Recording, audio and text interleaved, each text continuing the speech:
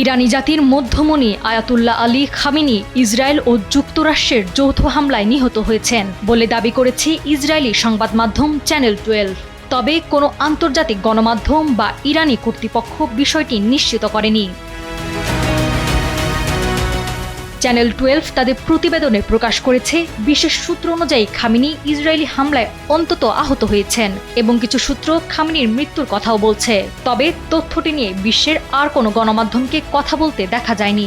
এদিকে এর আগে মার্কিন সংবাদ মাধ্যম নিউ ইয়র্ক টাইমস স্যাটেলাইটের একটি ছবি প্রকাশ করেছিল। সেখানে দেখা গেছে খামেনির প্রাসাদ যৌথ হামলায় পুরোপুরি ধ্বংস হয়ে গেছে।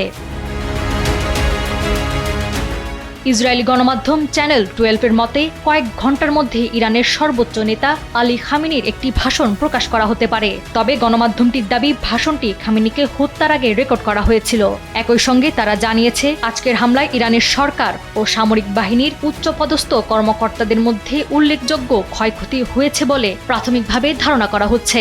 তবে এ ব্যাপারে আনুষ্ঠানিকভাবে কোনো তথ্য জানা যায়নি। বিশ্লেষকরা বলছেন, ইরানকে মানসিকভাবে দুর্বল করতেই ইসরায়েলি গণমাধ্যম এমন তথ্য প্রচার করছে। এদিকে ইরানের গণমাধ্যম আলম টিভির বরাত আল জাজিরা বলছে, কিছুক্ষণের মাঝে আয়াতুল্লাহ আলী খামেনি জাতির উদ্দেশ্যে ভাষণ দেবেন। নাওয়ার সালসাবিল দুরদানা, সময়ের আলো।